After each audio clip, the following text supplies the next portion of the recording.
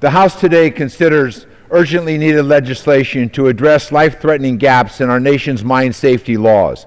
Despite progress made over several decades in mine safety, more than 600 miners have been killed on the job in the last 10 years. Most recently, 29 coal miners were killed in a massive explosion in April that killed miners over a 2-mile swath of twisted rail cars, tracks like pretzels. Since the tragedy, we have learned a great deal about the systematic weaknesses in the mine safety laws. After every major tragedy, promises are made by public officials and made to miners and to the families and to the survivors that the timely action will be taken to make sure that this thing never happens again. This act, the Robert C. Byrd Mine Safety Protection Act, is our chance to finally make a down payment on that promise. First, the bill addresses the broken pattern of violation sanction systems. With these fixes, those mine operators who repeatedly violate safety standards will be held accountable. Current law on the patterns of violations has so many loopholes that it invites delays and allows some coal mine operators to game the system. Massey Energy's Upper Big Branch mine was a perfect example of an operator repeatedly skirting the law and putting workers' lives in the crosshairs. The Upper Big Branch mine, which was subject to 515 violations and 54 withdrawal orders in 2009, more than any other mine in the country. Red flags were waving about the miners' repeated unwarrantable failures. And yet, because Massey indiscriminately appealed many of those violations, it evaded the stronger sanctions that would have improved the conditions and perhaps saved lives. The bill sets clear and fair criteria to identify mines with significant safety problems and eliminate the incentives for mine owners that game the system.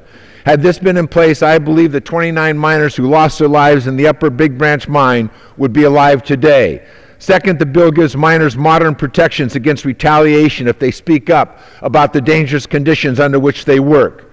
Stanley Goose Stewart was working in an Upper Big Branch mine the day it exploded. He testified twice before the committee about the persistent fear and intimidation faced by workers from the Massey management.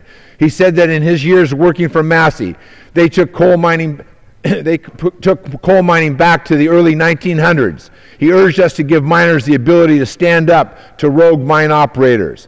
This bill empowers miners to speak up about safety concerns by strengthening whistleblower protection and gives miners the right to refuse to work on unsafe conditions. Third, many have asked why the Mine Safety Health Administration failed to close down unsafe mines such as Upper Big Branch with repeated violations of the law. This bill clarifies that MSHA can seek to court order to close a mine that engages in a course of conduct that endangers the miners. Fourth, MSHA lacks sufficient subpoena power for investigation and inspections. Under current law, MSHA, the Mine Safety Health Administration, can only issue subpoenas in the context of witnesses for a public hearing. The legislation gives them the subpoena power it needs for full investigations. Fifth, miners testified that many parts of the country, MSHA does not inspect mines during weekends or night shifts. This legislation will require inspections that occur on all shifts and days of the week. If inspection times are unpredictable, operators will be motivated to have more safety across all shifts. Sixth, the bill provides meaningful sanctions against those who intentionally provide advance notice of unannounced mine safety health inspections. All too often, mine operators call ahead of inspectors and direct that the violations be covered up, depriving mine inspectors of the ability to detect unsafe working conditions. Finally, witnesses told us how safety devices like methane detectors were tampered with so that the mining equipment would not automatically shut down and stop production if methane levels got too high. Today, this violation is a mere misdemeanor. Under this legislation, tampering with these devices would be a felony. These reforms will not only apply to coal mines, these reforms will only apply to coal mines, underground mines that release significant amounts of methane and combustible gases, and underground metal mines. The bill is a result of months of deliberations with stakeholders and experts, including miners, families, academics, the state officials, and various sectors of the mining industry. The legislation is part of our ongoing commitment to the families of Aracoma, Sago, Crandall Mines, Darby, and now Upper Big Branch mine disasters, that their loved ones' deaths would not be in vain and their calls for change would be heeded.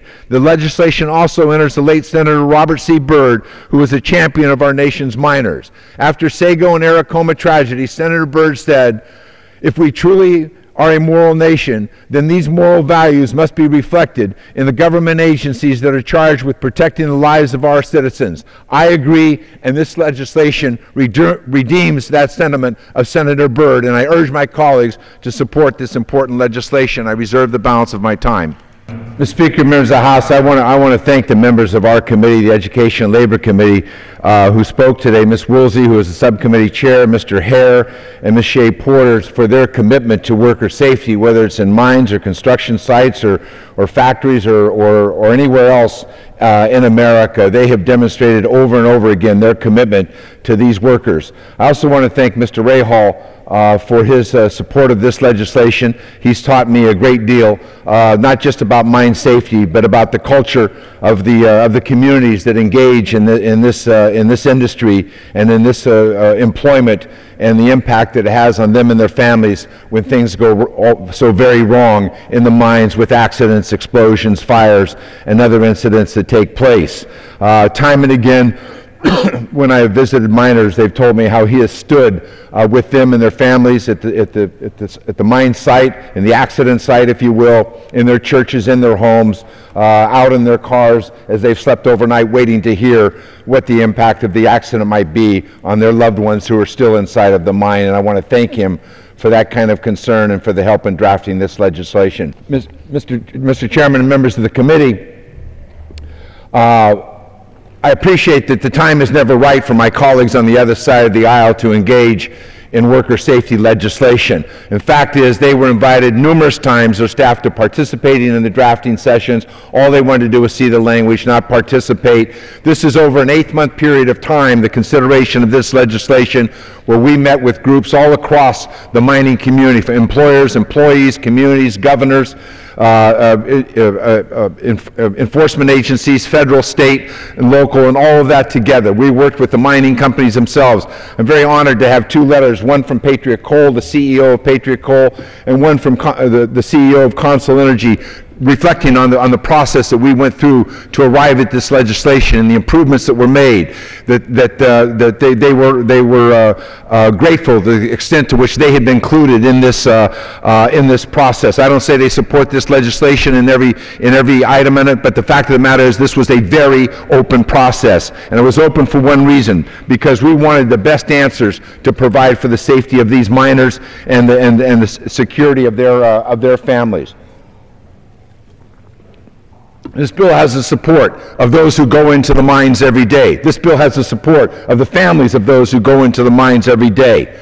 Why? Because they know how badly the system has been gamed by mine owners who really don't care about the safety of their workers, of their miners, of the members of their communities. Unfortunately, it's too many mine owners.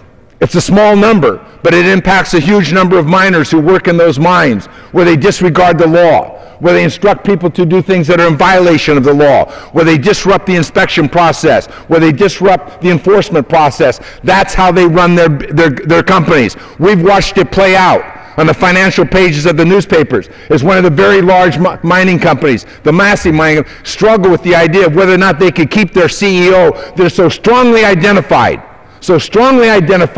with being against the interest of miners, of working people in violation of the law, of overlooking the safety concerns of their miners. And finally, they decided that he should retire. Unfortunately, they also decided he should go with a very big golden parachute. But the fact of the matter is, this is about protecting miners. And I want to also thank Chairman Conyers of the Judiciary Committee and Mr. Scott of the Judiciary Committee for agreeing to this bill and letting us move it forward before the end of this session. Finally, I want to thank a gentleman that Mr. Rahal introduced us to, and that is Stanley Goose Stewart, who was one of our witnesses who captured the attention of this committee on a bipartisan basis, the governor of the state and the Senator Rockefeller from the state, as he explained what was going on in this mine to the detriment of the workers, leading to the death of these 29 men, and how they were prevented from speaking out, and how they were intimidated, and how people were discharged if they tell the truth about what's taking place in the mines. That's why this legislation is necessary, because there's no other place for these minors to go to get safety. There's no other place for them to go to get justice. There's no other place for them to go to get enforcement of the law. And it's only the law that keeps them in a safe working place. But unfortunately, there's still minors in this day and age who insist that they have a right to violate that law. Today, if you do it, you get a slap on the wrist. Pass this law and it's a felony. And that's what's unfortunately necessary. We've tried it the other way with self-enforcement. We've tried it the other way and it hasn't worked. I've interviewed too many families that have lost people in the mine, and the time has come to stop that, and I urge my colleagues to support this legislation, and let's honor the commitments that everybody makes the first 48 hours after one of these tragedies takes place, that we're going to make sure it never happens again. Well, we haven't done it, but this is a big step forward, and I thank my colleagues for their consideration of this legislation and urge their support, and I yield back the balance of my time.